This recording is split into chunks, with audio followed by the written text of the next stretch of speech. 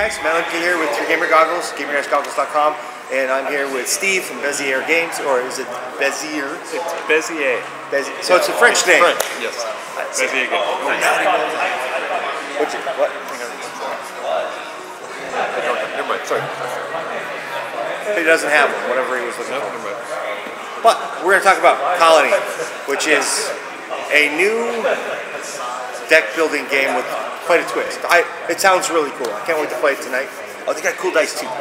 Well, it's sort of deck building with dice. It's not a deck building game in the traditional sense. It's you roll dice and you build an engine by acquiring cards. So we'll have play shots from tonight we're going to do. But you've got a bunch of different cards. Each card has, let me grab this one will be better. And I'll need my glasses for this. Each card has a cost across the top. For example, the Protein Lab costs 3 4s and 1 2. So what you'll have is you're going to have these dice that you'll be rolling and placing and passing around and trying to accumulate. And once you accumulate enough dice to purchase the Protein Lab, then you get this, and then it has a benefit down at the bottom. In this case, it produces a 3 every round. So what you'll be doing is rolling dice, you're scavenging for resources. You'll roll dice, you'll keep one, you'll pass the rest on, and it goes around the room. When you've got enough dice to be able to purchase something, you make a purchase. You can also upgrade those purchases for additional benefits. The dice Matt was talking about, we've got 2 different kinds of dice. There's regular white dice that represent stable resources, and there are these translucent gray dice that represent unstable resources.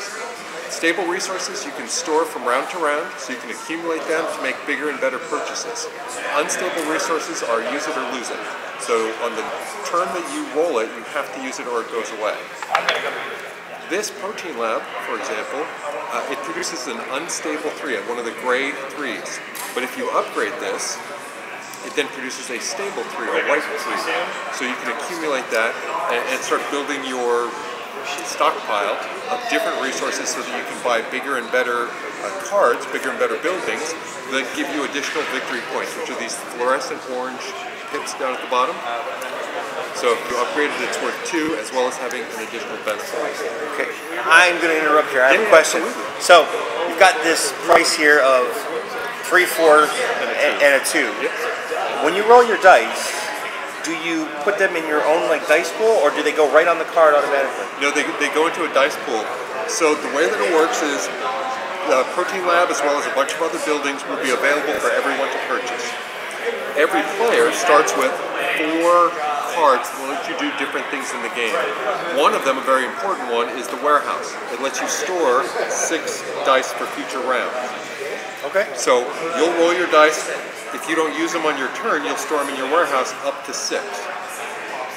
And then at some point, you can spend out of your warehouse or any new dice that you get. If you find that your warehouse is filling up, you can upgrade this from 6 to 9. So then you can store more dice, gives you more options for future rounds. But yeah, the dice are yours in your pool.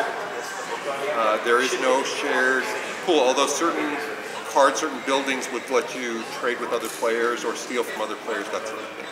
Okay.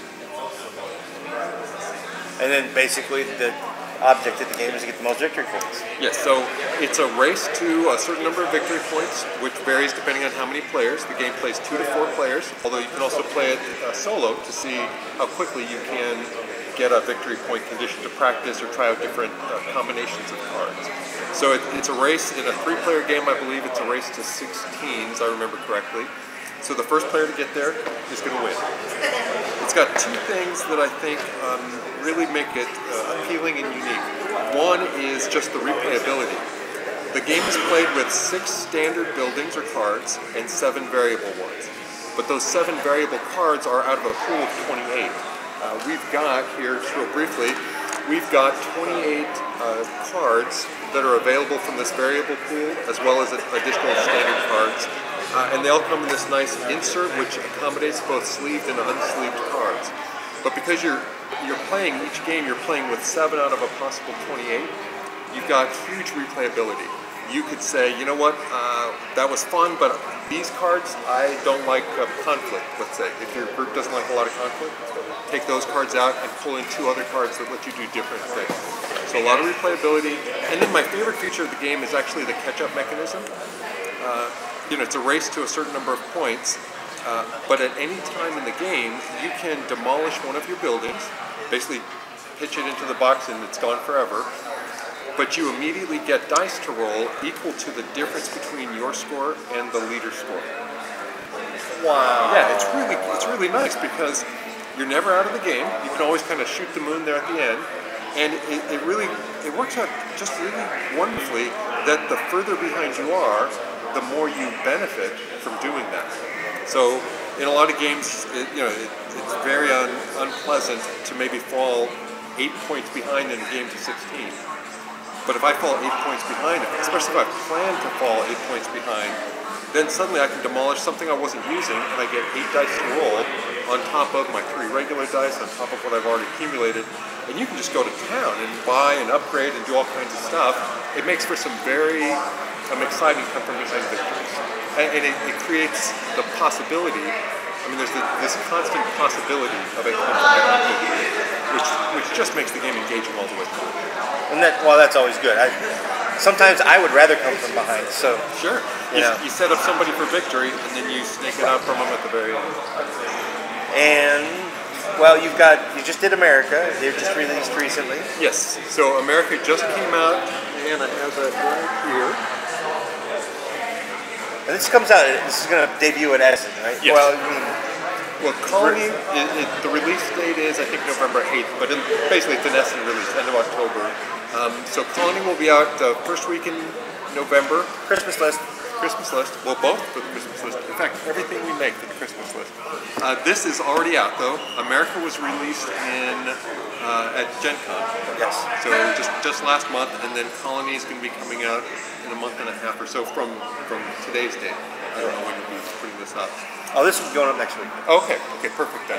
So America's already out. It is a trivia game at its core with sort of a gamer party mentality because there's a question, everybody at the table may or may not know the answer, but instead of saying the answer, you place your marker on the answer. So it's got an insert. Yeah, we'll get more pictures here tonight. Exactly. But you'll be able to just place your answer, your cube, on an answer, and then people can go around it, and you get points for being correct. You get fewer points, but still points for being close. And it has an element of social deception because you can talk like the answer is one thing to get people to place their cubes over there, and then change it at the last minute. So since this is the 50th anniversary for Star Trek, are you guys going to do a Star Trek version? That'd be pretty amazing. That would be Star Trek trivia. Yeah, America is the US-centric version of a game called Terra, that we've also released, which is a more global general knowledge game. But we've got America out now. It also has some feature enhancements as well as being more US-centric. But the big exciting thing, the thing that we're going to be playing tonight is Colony. Absolutely. I'm looking forward to this, actually.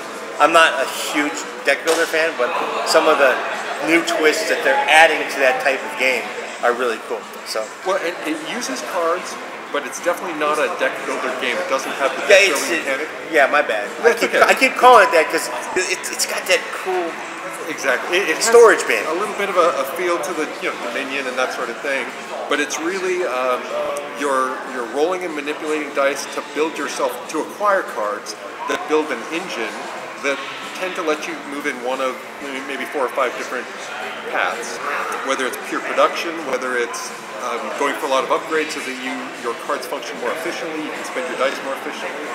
You can also have more interaction, whether that's conflict or whether that's trade, and you can go for manipulation so you have a lot of flexibility. Or you can just sprint for points. You can just go for the buildings that are going to score you the most points the fastest. But then you hurt your ability to maybe generate more and do more purchasing later in the game. Anything else? I think that's it, other than check it out. It'll be out, like I said, first week in November, so good one for the Christmas list. We've been getting a lot of buzz, a lot of great feedback on it. Okay. Thanks, everybody. Thank you. Thank you, man. Have a good show. Thank you very much. Bye, guys. Bye-bye.